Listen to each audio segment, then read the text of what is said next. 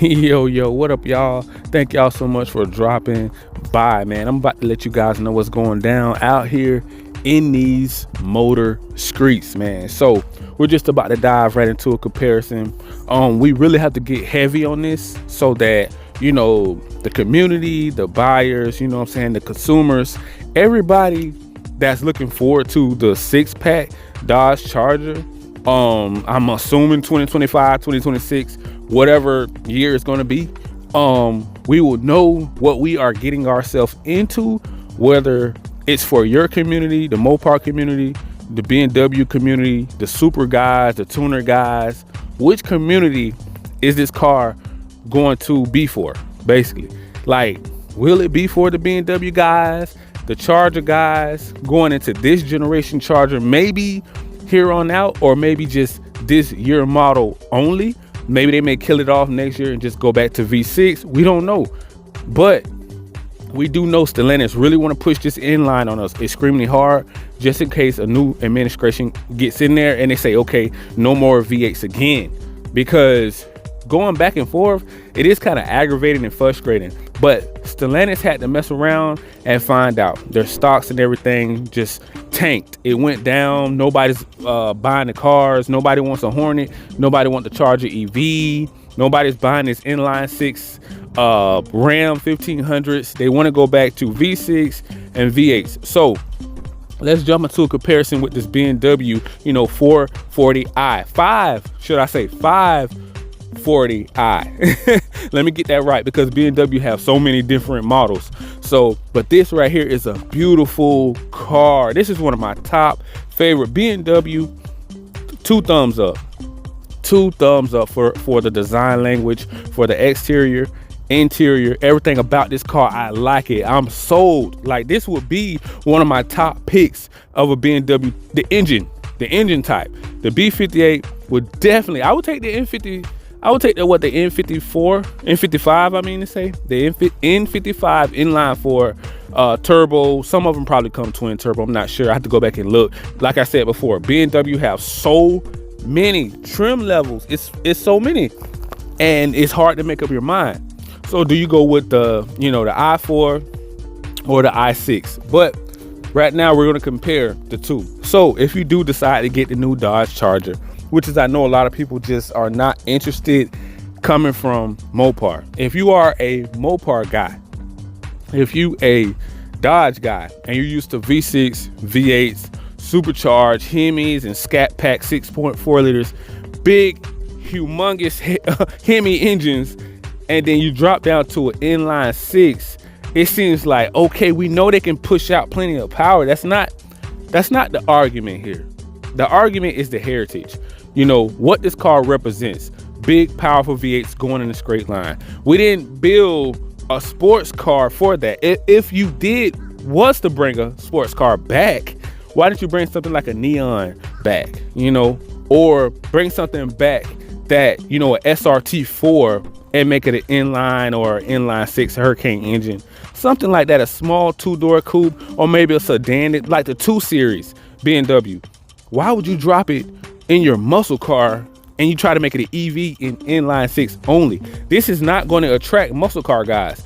This is what this is going to attract. Someone that wants a BMW high-end luxury car.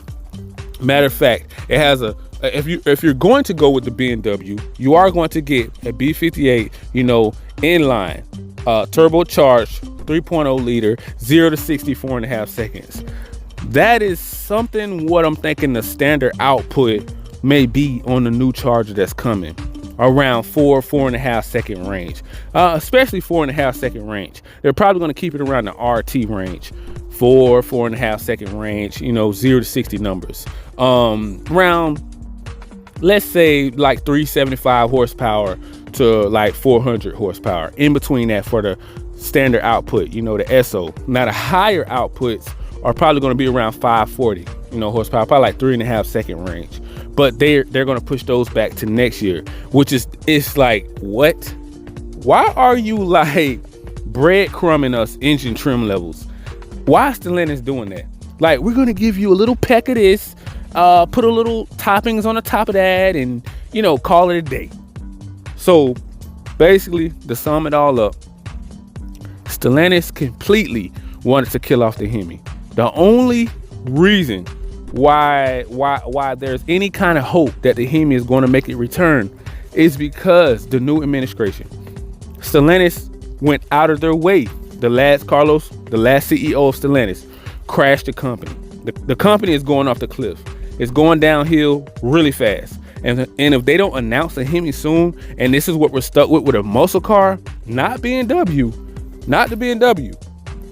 I never heard Stellantis going to Germany or whatever and teaming up with BMW and making a new B58, but you know, to drop into the Charger. I probably would have been considering it because I was like, oh, okay, now they have a reliable inline six. Now we're going into these new generation inline six engines that they built made for foreign type cars, and they forced it on the American brand. That's not their heritage. That's not their background. That's not what they're used to. You need to know your market. If BMW just cancel all of their B58s, all their N55s, and just say, hey, 4.4-liter V8, the guys might say it sounds good, but that's not what, you know, we wanted in the 2 Series, the M2. We didn't want the V8. We want the inline six. We want to pump out plenty of power because they know they're reliable. We know the V8 isn't as reliable as the B58. You know that with that hot V, it's a high oil consumption there. You can roast the heads. If you don't, you have to really check your oil temperature on those V8 BMW engines. But that B58 inline six, amazing. The N55, amazing. And I don't see that coming from Stellantis. You know, this is something new. It's like you're just gonna drop the bomb on us and go cold turkey with V8s because you want some kind of control and you got a foothold. You got your foot in an American market, and now you can dictate on what we can have and what we can't. Like you're playing mind games with the community, with the Mopar community, with the Chrysler, Dodge, Jeep, Ram people, and they don't like it, and that's why the company is dying. How do you take the top selling brand and piss on the entire community and say, no, we're EV and inline six across the map, and then we're going to cancel the Chrysler 300 and the Challenger? So that knocks off what, like 60,000, you know, worth of carbon credits. You only have one car. You only have the Charger, and you mean to tell me you can't squeeze a V8 in one car? This is crazy. I've seen someone squeeze a V10 engine inside of a S2000. What, it was a Honda S2000, a V10 squeezed in that little, you know, Hot Wheels car with a V10. Yes, it's gonna take hella modifications, a lot of modifications, but they can do it. I even heard they took little small coupes, two-door coupes, even a 1981 Dodge Daytona. They put a Hellcat engine in that coupe. That thing is twice as smaller than the Dodge Charger EV. If that thing is like a semi truck compared to a 1980 Dodge Daytona, go look the video up. It's all over YouTube. They got a Hellcat engine in that thing.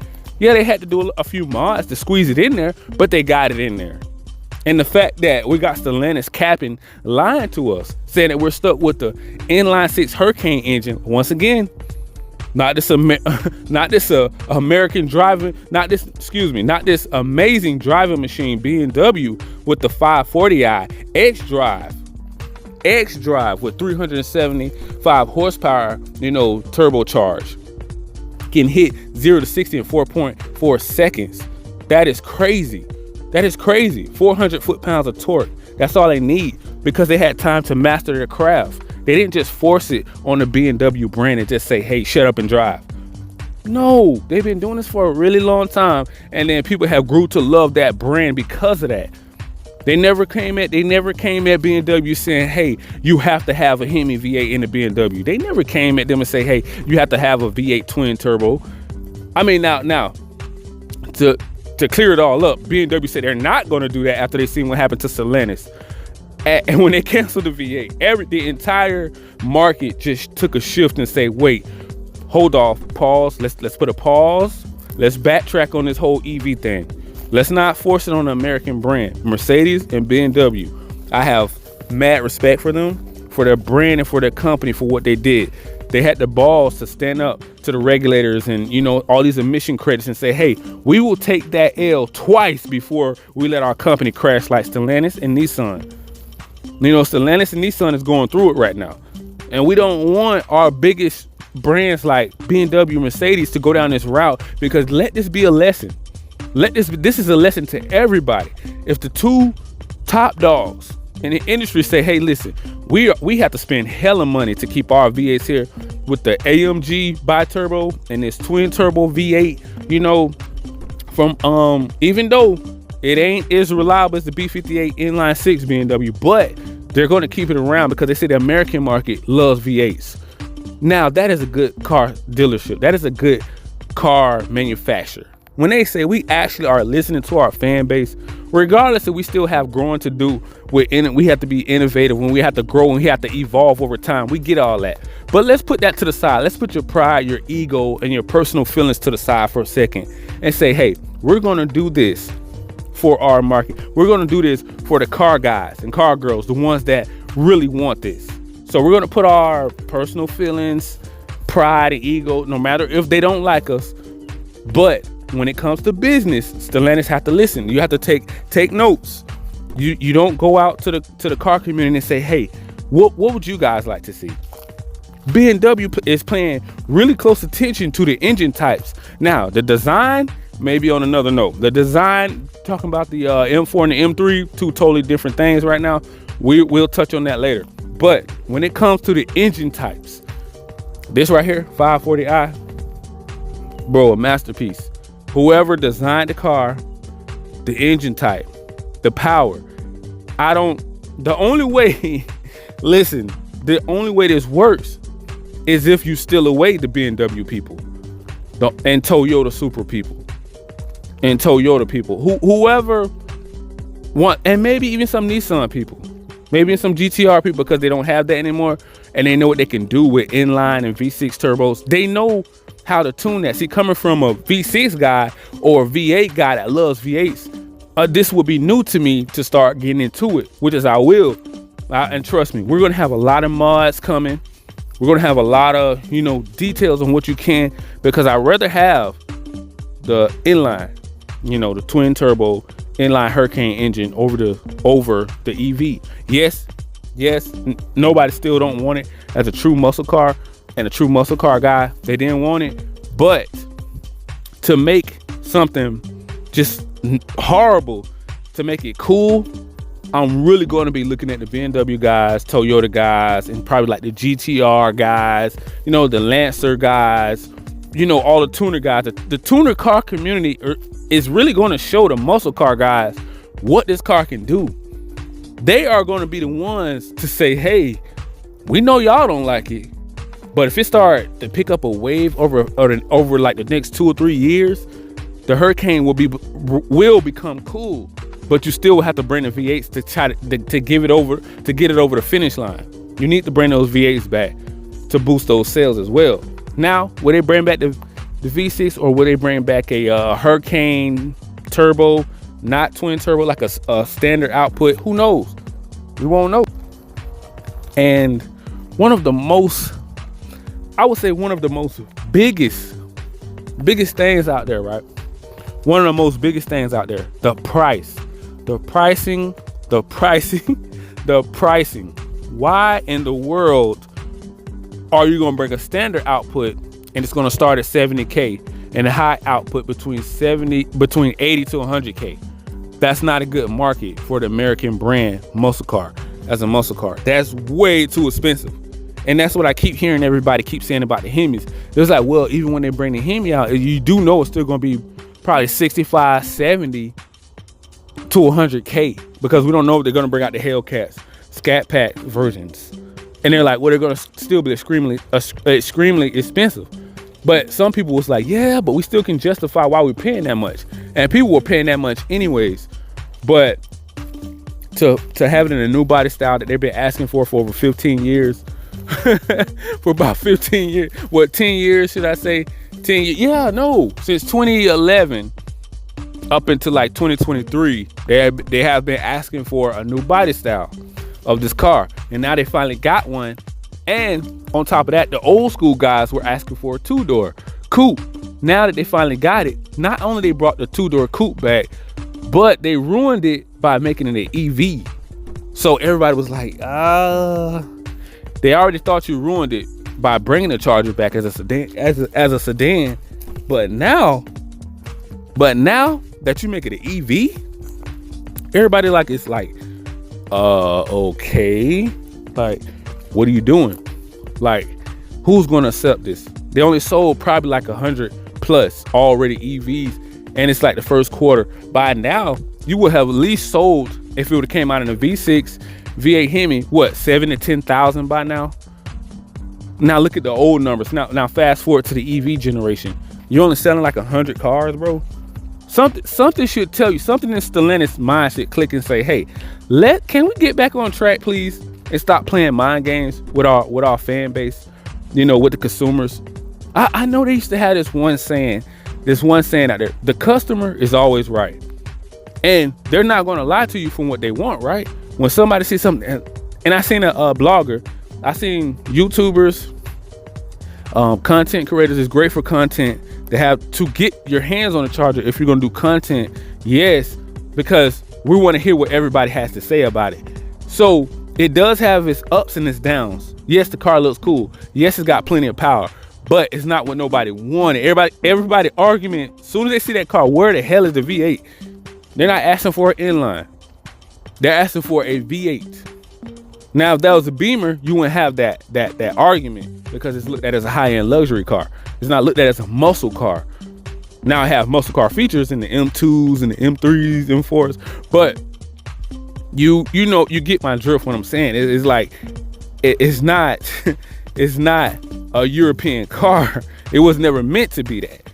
That's why we have different varieties, you know. And then you go out on a limb, and then you drop it in your Ram 1500s as well, and your Jeeps. Well, I don't even know, it may not be in all the Jeeps right now, because I think they still do V6 in the Durango and the Jeeps, some of the Jeeps, but they're trying to push all that to the side. Oh, you had the Pentastar too long. We need to move forward and be more innovative. No, you don't. You know, listen, if it ain't broke, don't fix it. If it ain't broke, don't fix it.